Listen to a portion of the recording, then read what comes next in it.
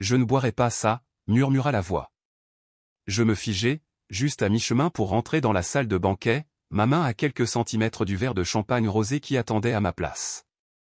Avant de commencer, laissez un commentaire et dites-nous d'où vous venez et de quelle ville vous regardez nos vidéos. Et après avoir regardé toute la vidéo, n'oubliez pas de nous dire ce que vous feriez dans cette situation. Soyez honnête. Dites-le moi dans les commentaires ci-dessous. Nous lisons chaque commentaire. Commençons. Il ne m'avait fallu que 2 minutes pour sortir prendre l'air, 2 minutes loin des sourires étouffants et des regards brillants à la fête de remise des diplômes de ma cousine Gillian. Et dans ce minuscule instant de calme, une fille que je ne reconnaissais pas, brune, petite, tremblant sur des talons bon marché, m'avait trouvé près du couloir et avait marmonné ces mots glaçants: « Ton oncle leur a dit de t'humilier ce soir. » Elle n'attendit pas de réaction. Elle avait l'air de regretter même de l'avoir dit et disparut pratiquement dans le couloir. Je ne l'ai pas poursuivie. Je n'en avais pas besoin, car au fond de moi, je le savais déjà. Je retournai dans la salle de bal aux garnitures dorées, la tête haute. Ma tante Lydia, la mère de Gillian, riait trop fort à la table principale. Mon oncle Darren était penché en arrière, agitant son verre avec suffisance. Et au centre, ma parfaite cousine était assise dans une robe qui criait l'argent et l'effort, me lançant un regard de travers comme si je n'avais pas ma place ici, ce qui était le cas. C'est ainsi qu'il s'assurait que je me sente toujours. Je me rassis et souris doucement, levai le verre devant moi, puis inclinai très légèrement mon poignet et le posai juste devant Lydia à la place. Elle le remarqua à peine, trop occupée à essayer d'impressionner la table avec ses compliments répétés et ses larmes artificielles. 15 minutes plus tard, son cri fracassa la salle comme un verre de vin contre du béton. Lydia se griffait la poitrine. Ses yeux étaient rouges, sa bouche tordue par l'horreur. Quelques invités se précipitèrent tandis que d'autres reculaient devant le chaos. « Je ne peux plus respirer », halta-t-elle. « Quelque chose ne va pas. Qui avait-il là-dedans » Darren se leva si vite que sa chaise bascula. « Lydia. Qu'est-ce qui se passe, bon sang ?» Mais elle ne pouvait même pas répondre.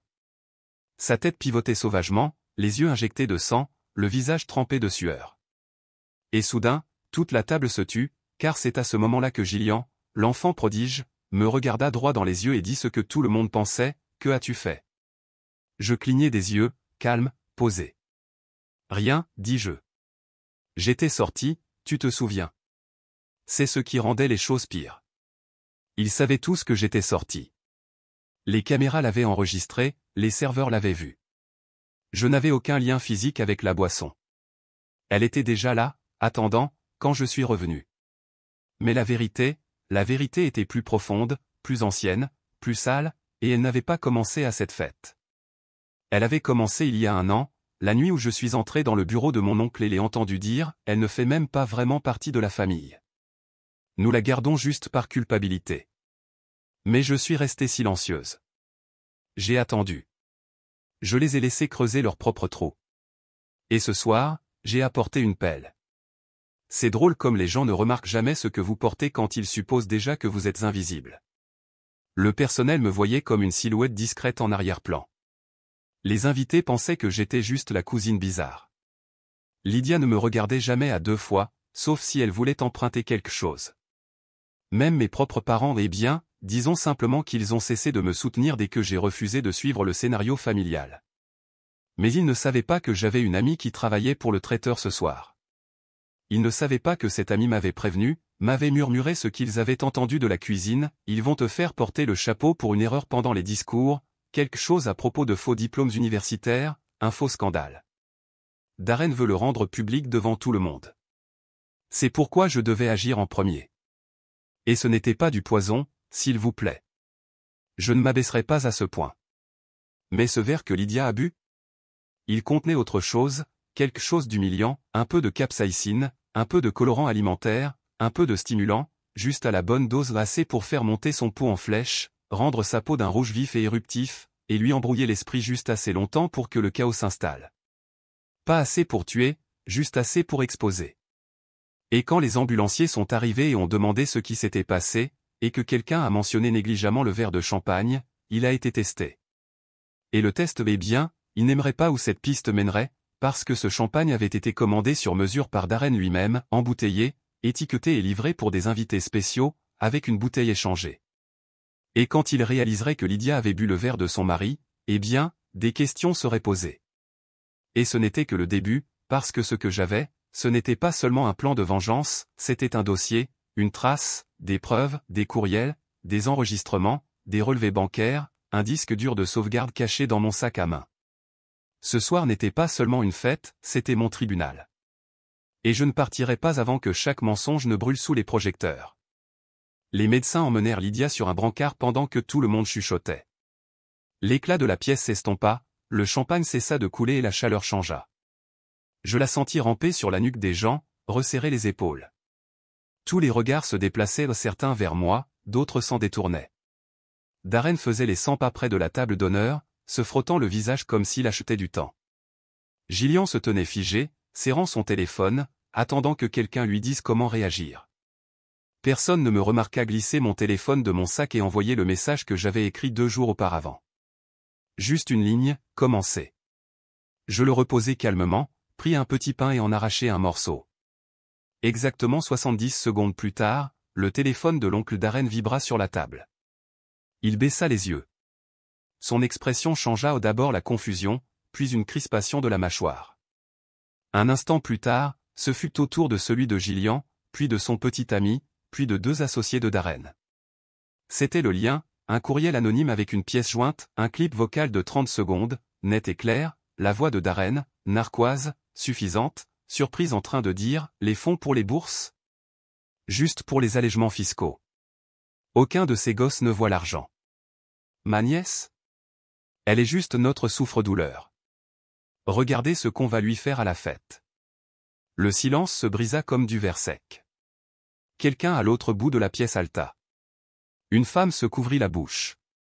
Un homme secoua la tête, se leva et sortit tranquillement. Le petit ami de Gillian dit, d'abord à voix basse mais audible, « Qu'est-ce que c'est que ce bordel ?»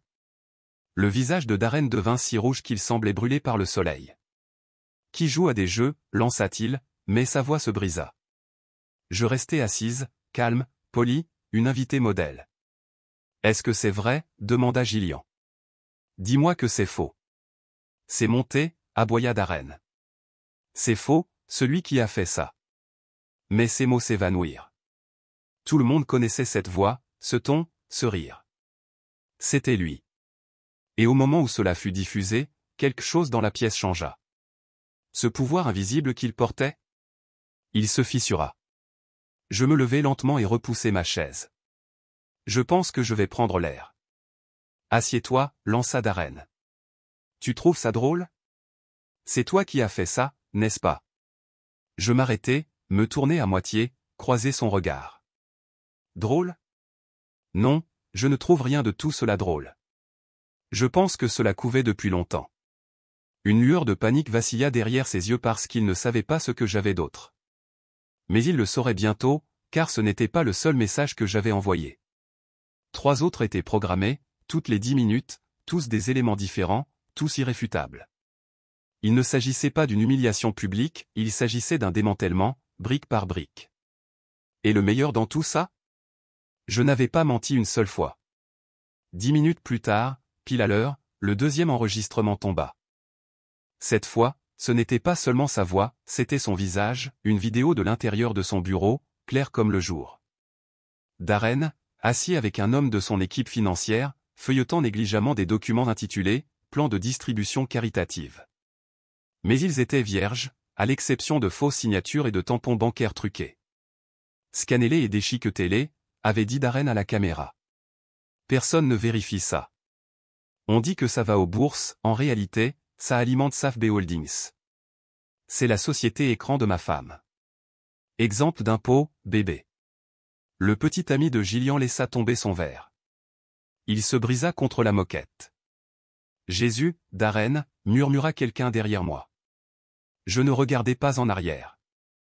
Je restais près de la table des desserts, grignotant un macaron comme si rien de tout cela ne me concernait, comme si ce n'était pas moi qui avais organisé la diffusion déclenchée par minuterie pour atteindre simultanément la boîte de réception de chaque invité. L'avocat du cabinet de Darren sortit de la pièce en trombe, le téléphone à l'oreille, le visage rouge. Quelques cousins commencèrent à chuchoter frénétiquement, vérifiant leurs écrans. Ma tante n'était pas encore revenue. Elle ne le serait pas avant un moment. Les médecins essayaient toujours de comprendre ce qui avait causé sa réaction. Mais s'ils faisaient des analyses de sang, ils ne trouveraient rien de dangereux, juste un étrange cocktail de chaleur et d'adrénaline. Et cela les pousserait à enquêter sur le verre qui, pour la petite histoire, portait ses empreintes digitales partout. « Éteins ça !» cria soudain Darren, agrippant le téléphone de Gillian. Elle le retira brusquement. « Tu es sérieux, là? Tu as volé à une œuvre de charité? Tu m'as dit que tout était vrai. » Il lui attrapa le poignet, trop fort, trop vite, et c'est alors que j'intervins lentement. « Ne fais pas ça, dis-je doucement. Il se retourna. « Toi. Tout ça, c'est toi. Tu as placé cet enregistrement, ces fichiers, ce... C'est toi qui as fait ces enregistrements, Darren, dis-je calmement. Tout ce que j'ai fait, c'est les garder en sécurité. » La bouche de Gillian s'entr'ouvrit, ses épaules s'affaissèrent. Elle regarda son père comme si elle ne le reconnaissait pas. « Tu as fait ça, murmura-t-elle. À ta propre nièce? » Je me tournai vers elle. « Tu en faisais partie, Gilles. Tu as ri quand ils ont menti sur ma candidature à l'université. Tu as dit aux gens que j'avais inventé mon stage. Tu as envoyé des captures d'écran à tes amis, tu te souviens. » Elle pâlit. Je ne savais pas qu'ils iraient aussi loin. Non, dis-je. Tu les as juste aidés à allumer le feu. Darren se jeta vers moi, mais 3 de ses amis s'interposèrent. Ne la touche pas, dit l'un d'eux. N'aggrave pas les choses. Car à présent, ils savaient tous que ce n'était pas seulement une démolition publique, il s'agissait de tout ce qu'ils avaient enterré. Et j'en avais fini d'être la terre sous laquelle ils l'enterraient. Le 3e message tomba à 20h42. Celui-ci n'atteignit pas les boîtes de réception, il atteignit le projecteur de la salle. Parce que j'avais tout prévu. L'organisatrice de l'événement, Melissa, me devait une faveur. Je l'avais aidée à sortir son frère d'un mauvais pas juridique l'année dernière en la mettant en contact avec mon ami, un jeune avocat. Ce soir, elle me rendait l'appareil en branchant une clé USB que je lui avais donnée 2 heures avant le début de l'événement. Les lumières s'assombrirent, l'écran derrière la scène vacilla, puis au boom, des séquences vidéo, des documents, des courriels, de l'audio. Darren, surpris lors d'un appel avec un investisseur, riant de la façon dont il avait gonflé les résultats scolaires de sa fille pour la faire entrer dans une université de l'Ivy League. Des photos de relevés de notes modifiées, des courriels entre lui et un consultant spécialisé dans la falsification d'heures de bénévolat. Vous pensez qu'elle est entrée à Holsted toute seule? La voix de Darren retentit. S'il vous plaît. J'ai acheté sa place, de la même manière que j'ai acheté le doyen l'année dernière. Gillian se tenait figée. La salle la fixait. Elle avait l'air comme si le sol avait disparu sous ses talons. Tu m'as dit que je l'avais mérité, lui murmura-t-elle, sa voix à peine audible.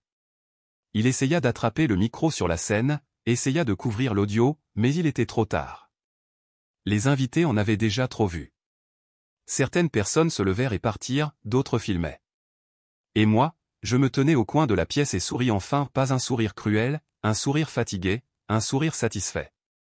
Parce que je ne faisais pas cela juste pour leur faire du mal, je le faisais pour en finir avec eux. Ils avaient passé des années à m'humilier, à rayer mon nom des invitations, à me traiter de cas social dans mon dos, à dire à la famille que j'étais ingrate, instable, inutile. Mais j'avais mérité chaque opportunité qu'ils avaient essayé d'effacer. Et ce soir, je ne faisais pas que reprendre ma place, je les effaçais. Quand l'écran devint noir, il y eut un silence, épais, tangible. Et puis, des applaudissements venant du fond ou des applaudissements lents, délibérés. C'était la vieille amie de ma mère, Lorraine. J'ai toujours su qu'il y avait plus en toi, dit-elle doucement. Et juste comme ça, les gens commencèrent à bouger. Ils s'approchèrent de moi au lieu de m'éviter, posèrent des questions, offrirent leur soutien. Mais le meilleur dans tout ça? Quelqu'un me tapa sur l'épaule et me tendit une carte, un homme dans un costume bleu marine élégant, à peine 35 ans. Je suis du conseil de discipline de Holsted, dit-il. Ceci change les choses. Gillian halta derrière moi. Darren chancela en arrière sur une chaise. Je ne dis pas un mot. Je tins juste la carte, hochai la tête une fois et m'éloignai. Je ne quittai pas la salle tout de suite. Je retournai à ma table, m'assis comme si de rien n'était et regardai l'empire de mon oncle commencer à saigner de l'intérieur. Les chuchotements se transformèrent en appels téléphoniques, les appels téléphoniques en disputes. Gillian s'était réfugié aux toilettes, sanglotant. Darren était affalé sur sa chaise, le visage pâle et figé, les yeux rivés sur son verre intact comme s'il pouvait encore réécrire la soirée s'il se concentrait assez fort.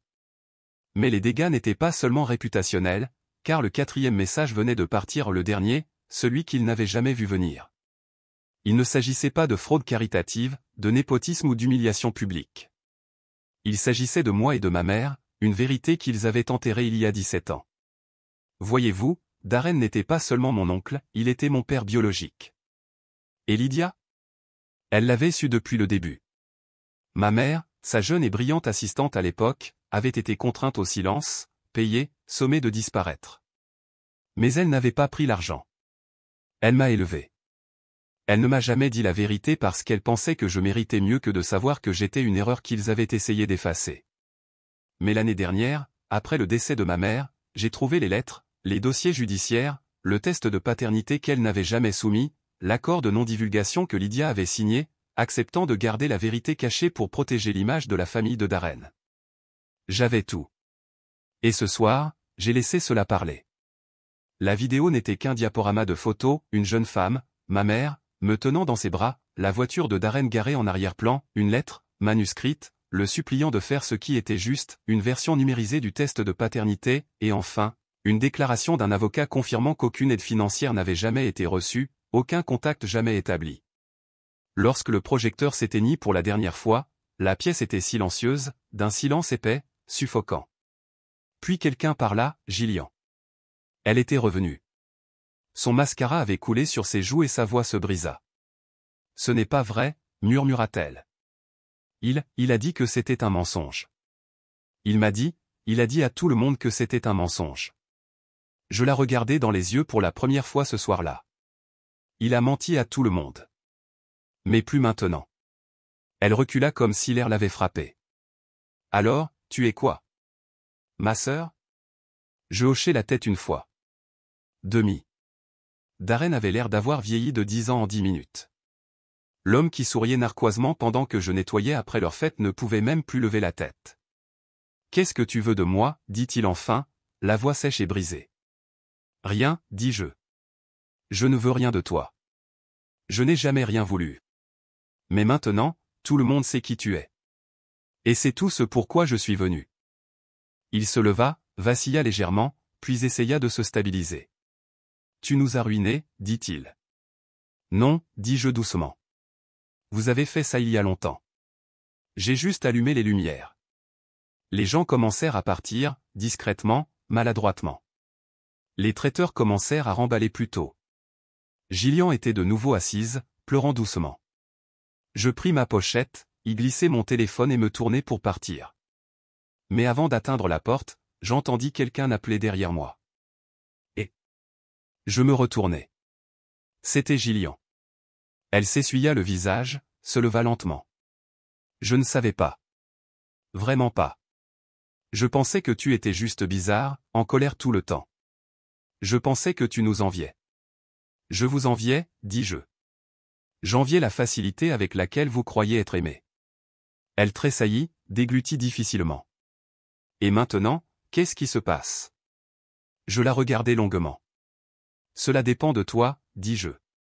Tu peux continuer à prétendre que cela n'est pas arrivé, ou tu peux découvrir qui tu es sans lui. Je n'attendis pas de réponse. Je sortis. L'air frais frappa ma peau comme une libération. La rue était calme. Quelques invités traînaient encore sur le parking, murmurant, regardant, incertains de ce qu'il fallait penser de ce qu'ils avaient vu. Mais je m'en fichais, parce que pour la première fois de ma vie, je me sentais légère. Pas en colère, pas brisée au juste fini. Je descendis la rue, mes talons claquant doucement, jusqu'à ce que ma voiture apparaisse. Et quand je m'assis à l'intérieur et fermai la portière, j'expirai. J'étais allé à cette fête de remise des diplômes en m'attendant à être leur victime. Au lieu de cela, j'étais devenu la fin de leur parfait mensonge.